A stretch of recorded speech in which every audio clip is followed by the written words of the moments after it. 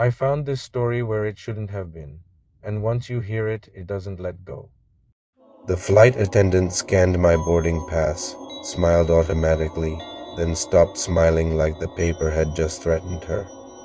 She looked at the seat number again, then at me, and whispered, "Sir, we don't have a 13A. I'm Mr. D," and I thought she meant the seat was taken, until I followed her down the aisle and realized the plane itself skipped the number. Row 12, then straight to 14. Like someone had cut a piece out of reality and stitched the cabin back together. She tried to play it off as superstition. Some aircraft skip 13. People complained, but her hands shook as she waved over another attendant, who glanced at my pass and immediately looked away like eye contact with 13 would make it real. "Seat him in 12A for now," the second one muttered, emphasizing "for now" like a warning. I sat by the window in 12A, watching rain smear the glass and runway lights blur into streaks, trying to convince myself this was just a seat assignment glitch. The cabin settled into that late-night quiet, overhead bins thudding shut, passengers pulling blankets up, flight attendants moving with practiced calm. And for a few minutes, the plane felt ordinary again, until the seatbelt sign dinged on. Not loud, not dramatic, just that polite chime. But the instant it happened, the air pressure shifted slightly, like the plane took a breath. The man across the aisle in 12C turned his head slowly and stared at the space beside me with the focused expression people get when they re-listening to someone. His lips moved in a soft whisper, and he nodded like he'd been spoken to. The woman in 12B beside me kept scrolling on her phone as if nothing was wrong. The seatbelt sign dinged off and the man blinked, embarrassed, looking down like he'd been caught sleep-talking. I leaned toward the aisle and saw nothing, no shadow, no person, just carpet and dim aisle lights. Then the captain's voice came on, calm and routine, reading the standard script. Except one sentence slid in that didn't belong. "If you notice any unusual seating discrepancies, remain calm and remain seated." My skin went cold because that line sounded rehearsed for something specific. I looked around expecting reactions, laughter, confusion. But most people stared forward like they hadn't heard it, like the announcement was meant for only a few of us. My phone lit up even though it was in airplane mode, no app name, no icon, just white text on black, "Welcome, MRD." Then another line, "Your seat will be ready after first check." I tried to show it to the woman beside me, but the message vanished the second I angled the screen toward her, as if it didn't want witnesses. The seatbelt sign chimed again, the aisle lights flickered once, and for a heartbeat the illuminated row marker ahead of me clearly read 13. Then blinked back to 14 like the plane corrected itself. 2 rows up, a child leaned into the aisle and pointed with small trembling fingers at an empty strip of air. "Why is that man waiting there?" he whispered to his mother. His mother didn't even look, just shushed him like he was embarrassing her. "Nobody's waiting," she murmured automatically. But the child kept pointing, eyes tracking something that moved slowly down the aisle. Then a flight attendant passed my row and leaned close, voice sharp and quiet. "Do not mention 13 again," she said, and slid a folded card into my palm like contraband. I opened it under the dim reading light and felt my throat tighten. "If you hear your name, do not stand." I didn't even have time to ask what that meant, because from somewhere near the invisible gap between rows, I heard a soft mechanical sound, one clean click, like a seatbelt buckle locking into place. From a seat that wasn't supposed to exist. I kept that card clenched like it could anchor me to the real world, because the cabin started behaving like it was split into two groups, people who could feel something happening, and people who couldn't.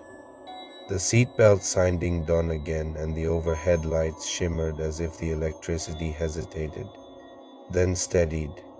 and the row numbers looked subtly wrong, like the plane had shifted its own layout by a fraction of an inch. The captain's voice returned, still calm, but the words changed like a script being edited mid-flight. If you are seated in 13A, remain still and await crew assistance. A few passengers stiffened at that line, not turning their heads, not moving their hands like they'd been trained, while others didn't react at all. The attendant came back with a tablet, face pale, and whispered, "Your boarding pass changed." She tilted the screen toward me and my stomach dropped. My seat assignment field was blank, no 12A, no 13A, just an empty space like the system couldn't decide where to file me. "Stay seated," she warned. "Don't swap seats. Don't go to the restroom. Don't respond if you hear it." Across the aisle, the man in 12C turned again, smiled politely at the empty space beside me, and whispered, "It's your turn now." I snapped, "What did you say?" And he blinked like waking up, then frowned in genuine confusion. "I didn't say anything," he insisted. The plane bumped lightly with turbulence and the lights flickered one blink, and in that blink I saw it clearly. A narrow seam opened between rows 12 and 14, like the cabin had unzipped itself, and inside that seam sat a seat so clean it looked brand new. The armrest label read 13A in crisp letters. My heart slammed. I looked away and looked back, and the seam was gone, the row markers normal again. Like the plane erased the evidence as soon as I recognized it. My phone buzzed with another black notification. First check complete. Then, "Please prepare to move." I didn't move. The intercom clicked and the captain spoke my name with a certainty that felt personal. "Mr. D, please proceed to your assigned seat." Nobody around me reacted.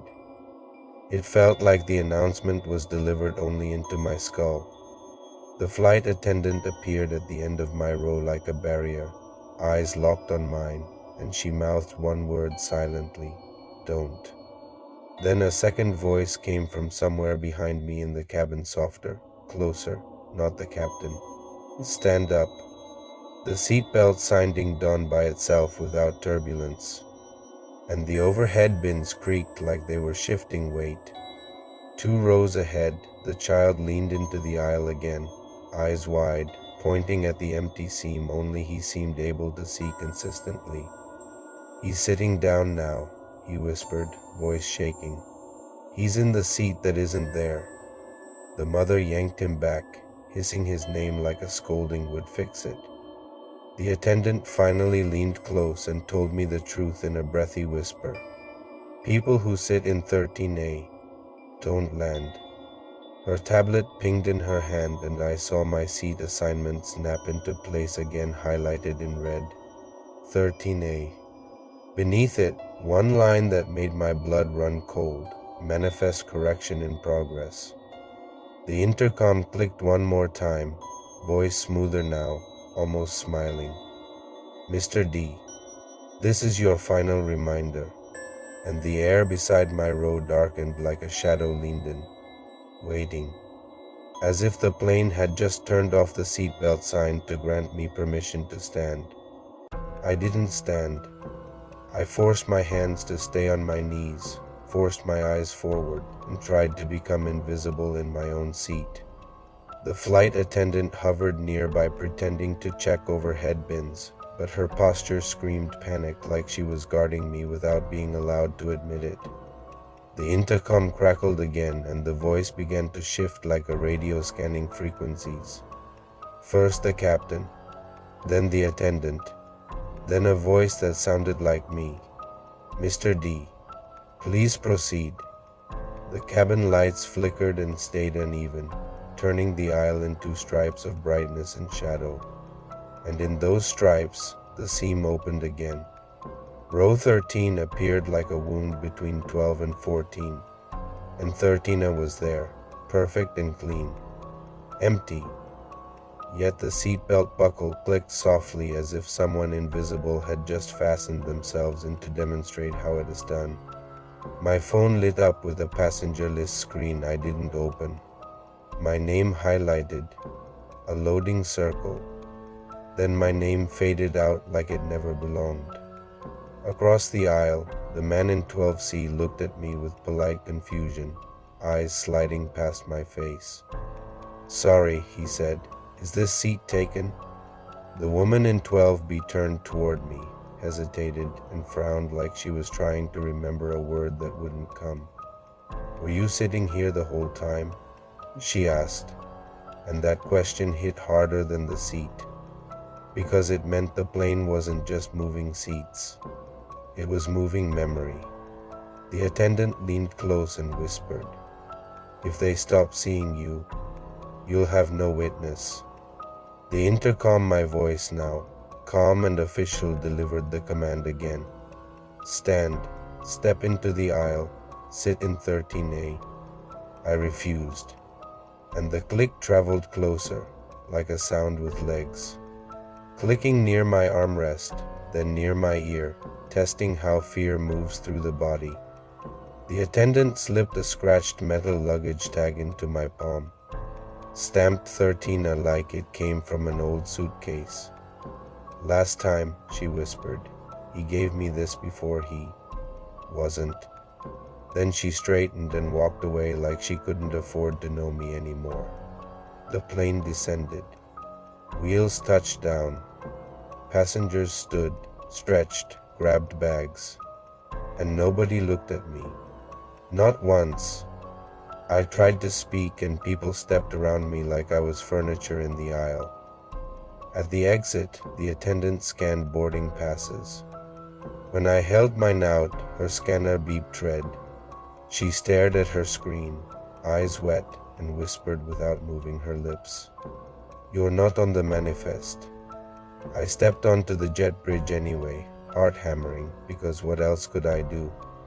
And behind me, inside the aircraft, I heard one last clean seatbelt click, from a seat that still wasn't supposed to exist. Then a voice, soft, close, smiling, whispered like it had been waiting in my shadow the whole flight, "See you next time. I'm Mr. D. And if your boarding pass ever prints a seat that the plane pretends isn't real, don't argue.